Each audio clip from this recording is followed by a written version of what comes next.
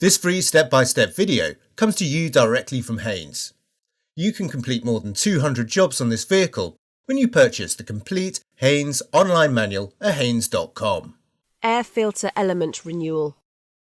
The air cleaner is located in front of the battery in the left-hand front corner of the engine compartment as viewed from the driver's seat.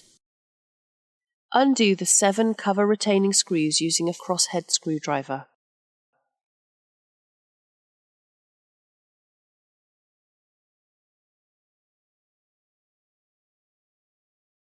Lift the air cleaner cover, taking care not to put any strain on the intake ducting and air mass meter. Withdraw the air filter element, noting how it is fitted.